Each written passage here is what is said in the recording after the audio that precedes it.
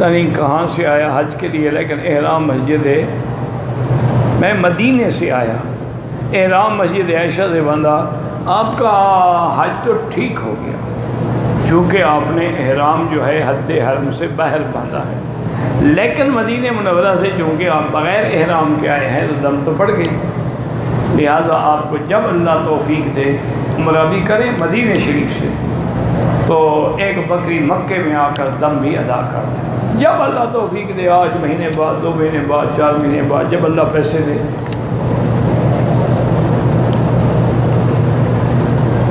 میں نے حج کے بعد طواف زیارت تو کیا ہے لیکن صفا مروہ نہیں دوڑا، تو یاد رکھو صفا مروہ کے لیے کوئی وقت نہیں ہے، ابھی بھی آپ ایک نفلی طواف کر کے صفا مروہ دوڑ لیں کپڑوں میں، کوئی احرام باندھنے کی بھی ضرورت نہیں، تو آپ کی صفا ادا ہو جائے گی اور جرمانہ بھی کوئی نہیں۔ طواف زیارت کی ایک حد ہے لیکن صفا مروہ کی کوئی حد نہیں، 2 مہینے بعد کر لو، 4 مہینے بعد کر لو۔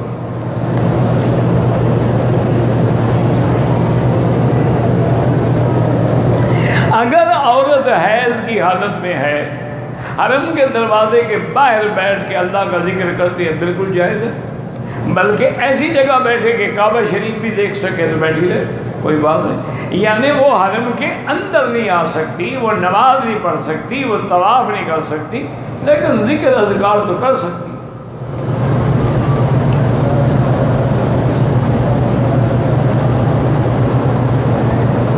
میں کہتا جی کہ دھکوں سے بچنے کے لیے میں لائن میں کھڑا رہا اور کافی دیر گزر گئی، پھر میں نے بوسہ دیا، انشاءاللہ طواف ہو جائے گا، لیکن میرا بھائی گزارش یہ ہے نہ دھکے دینے کی ضرورت ہے نہ لائن میں کھڑے ہونے کی ضرورت ہے۔ جب سرکار دو جہاں نے عمل کر کے ہمیں آسانی بتلا دی ہے کہ بوسہ دو یا ہاتھ لگا کے یا لکڑی لگا کے اس کو بوسہ دو یا اشارہ کر دو، سب برابر ہے، تو پھر ہمیں نہ لائن بنانے کی ضرورت ہے نہ دھکے دینے کی ضرورت ہے۔ لیکن کون مانتا ہے یہ بات؟ ایک رواج ہے، لوگ مر بھی جائیں دھکے ضرور دیں، اور وہ بھی عورتوں کو۔ اب تو خیر ماشاءاللہ عورتیں بھی مردوں سے زیادہ زور سے دھکے دیتی ہیں، طاقت کی بات ہے نا بھائی۔ میں مکہ میں مزدوری کرتا ہوں، وہاں کے لوگ جو ہے مکہ میں تو نہیں ہو سکتا، ہاں جی اچھا مسکت بھی ہے، مسکت ایسے لکھا جاتا ہے، 2 نقطے کے کاف سے ہوتا ہے۔ وہاں کے لوگ آبادی ہیں، نماز میں ہاتھ نہیں باندھتے، ان کے پیچھے مسجد میں نماز کوشش کریں گے نہ پڑھیں، وہ بھی شیعہ کی ایک قسم ہے، کوشش یہ کریں گے ان کے پیچھے نماز نہ پڑھیں، باقی پورے ان کے مذہب کا مجھے سچی بات ہے پتہ نہیں ہے، جب تک کہ آبادی مذہب کی آدمی کوئی کتاب نہ پڑھے تو تفصیل کا کیسے پتہ لگ سکتا ہے، لیکن مجموعی طور پہ وہ شیعہ کا ایک گروہ ہے، کیونکہ شیعہ کی کئی قسمیں ہیں نا، تو اس لیے کوشش یہ کیا کریں کہ ان مسجدوں میں نماز پڑھیں چاہے دور بھی ہوں جہاں امام اہل سنت والجماعت ہے۔ میں نے کل عمرہ کیا، استباق کیا نہ رمل کیا، بہرحال آپ پر دم تو نہیں ہے لیکن سنت کے ثواب سے آپ معلوم ہو گئے۔ استباق اور رمل جو ہے یہ سنت ہے، اور ترک سنت پہ دم نہیں آتی، دم آتی ہے ترک واجب پہ، لیکن بہرحال سنت کے ثواب سے تو رہ گئے آپ۔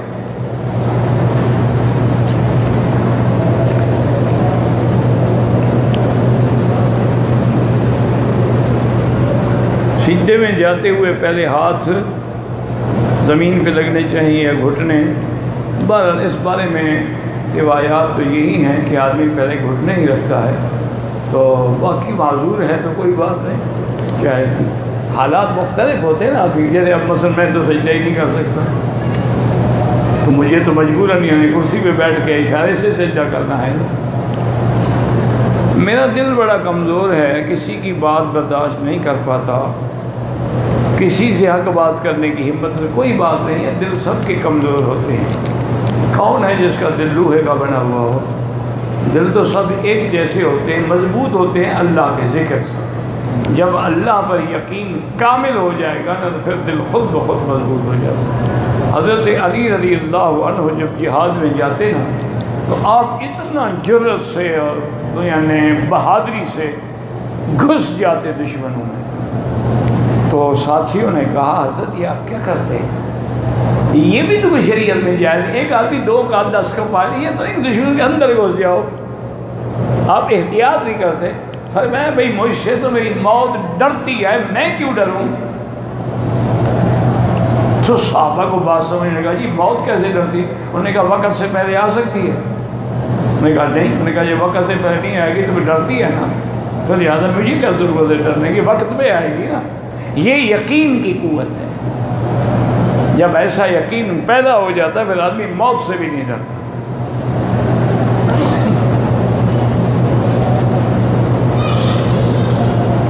پلاسٹک کے برتن میں ناپاک کپڑے دھونے کے بعد برتن کو دھو کے غسل کر سکتے ہیں. ہم بالکل دھونے سے پاک ہو جاتا ہے. پلاسٹک کا ہو، چاہے چینی کا ہو، چاہے مٹی کا ہو.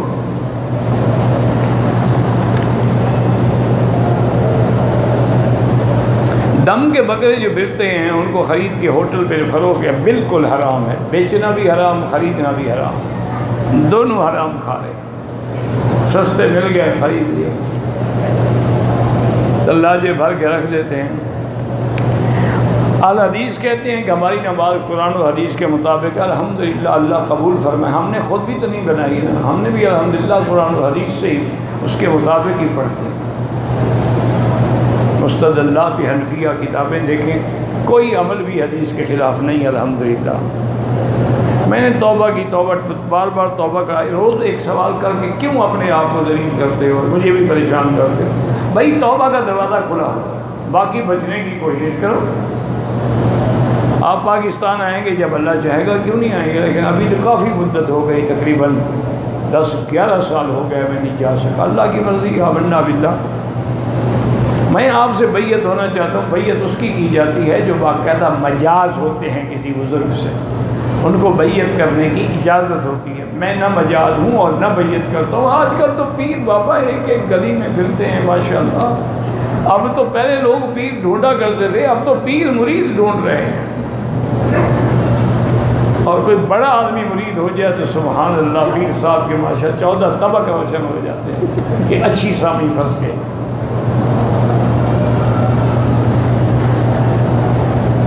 پتہ نہیں 2 تولے سونے کے ساتھ میرا بھائی اگر 7.25 تولے سونا یا 52 تولے چاندی یا کچھ سونا کچھ چاندی کچھ پیسہ جب 52 تولے کے برابر قیمت ہو جائے زکوٰۃ شروع ہو جائے. اب آگے جتنا اللہ بڑھاتا جائے پیسے جتنا زیادہ ہوں گے 2.5% زکوٰۃ نکالتے جاؤ. اس سے کم ہے تو پھر زکوٰۃ نہیں ہوگی. ہاں ایک آدمی کے پاس سونا تو 2 تولے ہے لیکن 10 تولے چاندی بھی ہے اور 1 لاکھ روپیہ بھی رکھا ہوا ہے تو سب کو ملا کے حساب کرے گا.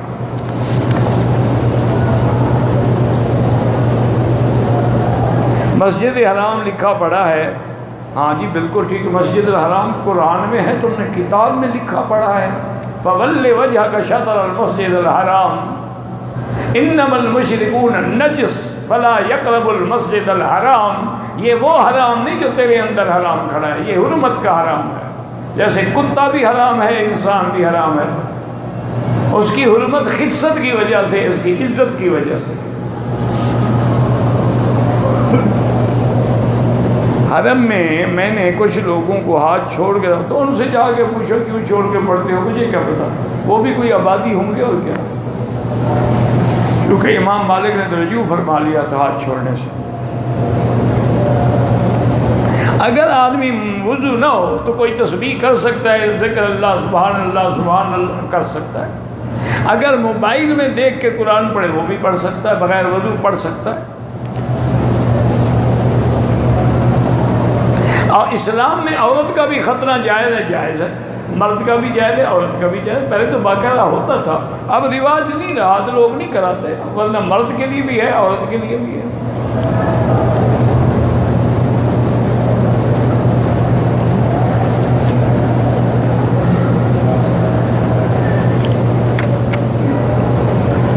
کچھ لوگ داڑھی یا ڈیزائن بناتے ہیں، پر وہ تو بھی کوئی داڑھی نہیں، وہ تو فیشن کی بات ہے نا. داڑھی نہیں، داڑھی سنت کے مطابق ہے، جو اللہ نے دی ہے وہ آئے. فیشن نہ بنائے، فرنچ کٹ اور فلاں کٹ اور فلاں کٹ.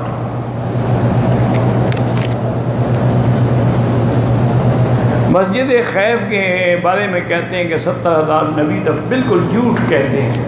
اگر وہاں اللہ کے نبی دفن ہوتے تو حضور اوپر جوتی سے چلتے اور نمازیں پڑھاتے اور صحابہ اوپر چلتے۔ قبر کے اوپر نماز ہوتی ہے۔ اے لوگوں نے گھڑے ہوئے کس سے ہیں، اس کا کیا کیا جائے؟ ایسی قبریں ان کے اندر داخل ہوئی ہیں، مکے میں آ کر بھی قبریں ڈھونڈ رہے ہیں، اس کا کیا علاج ہے؟ اللہ ہدایت دے۔ یعنی کعبہ مل گیا ہے، اس کی عزت نہیں ہے جی۔ یہاں اس حضرت اسماعیل کی قبر ہے، یہاں حضرت ہود کی قبر ہے، وہاں 70 نبی کی قبر، تو یہ قبروں پر ہی طواف کر رہے ہیں نا ہم پھر تو۔ انا للہ و انا الیہ راجعون۔ روغن بلسان کا ذکر حدیث میں تو نہیں ہے، ویسے علماء اطباء کہتے ہیں کہ بڑا مفید تیل ہے، اور یہ زیادہ تر بدر میں ملتا ہے۔ بدر کے اندر بلسان کے درخت ہیں بڑے بڑے، تو ان سے لوگ تیل نکال۔ اب تو خیر ہر چیز 2 نمبر ہو گئی، تو اگر وہ صحیح روغن ہو تو ہمارے اطباء بھی کسی زمانے میں جوارح جاری نوش بناتے تھے نا، تو اس کا جزو اعظم کی بلسان ہے۔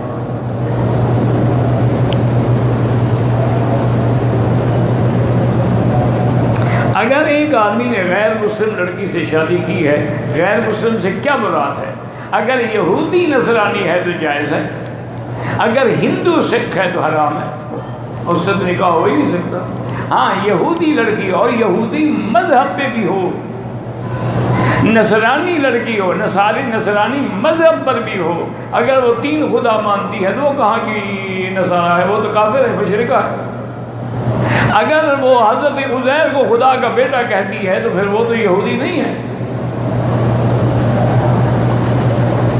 اس سے نکاح نہیں ہو سکتا۔ حضرت مقام ابراہیم جو ہے پتھر صلاحیت رکھتا تھا پتھر آڑنے کی۔ پتھر آڑنے میں حکم یہ تھا کہ اگر اونچی ضرورت ہو اس پہ آپ کھڑے ہو جاتے، وہ اونچا ہو جاتا تھا، پھر نیچے ہو جائے نیچے ہو جاتا۔ اللہ کے پیغمبر کے اللہ نے تابع کر دیا تھا، کیونکہ اس وقت کوئی کرین شرین تو تھی نہیں نا جی، نہ اور سامان تھا، تو پتھر اوپر کیسے پہنچائیں۔ مسجد اقصیٰ جو ہے سب سے پہلے اول بیت یہ ہے، 40 سال بعد مسجد اقصیٰ بنی، اور اس کے بانی بھی 2 پیغمبر ہیں، حضرت داؤد اور حضرت سلیمان علیہ السلام، اور خدا کے گھر کے بھی 2 پیغمبر بانی ہیں، حضرت ابراہیم اور حضرت اسماعیل علیہ السلام۔ وَإِذْ يَرْفَعُ إِبْرَاهِيمُ الْقَوَاعِدَ مِنَ الْبَيْتِ وَإِسْمَاعِيلُ رَبَّنَا تَقَبَّلْ مِنَّا إِنَّكَ أَنْتَ السَّمِيعُ الْعَلِيمُ۔ حضور کی روح ہر جگہ موجود ہے، یہ عقیدہ رکھنا شرک اور کفر ہے۔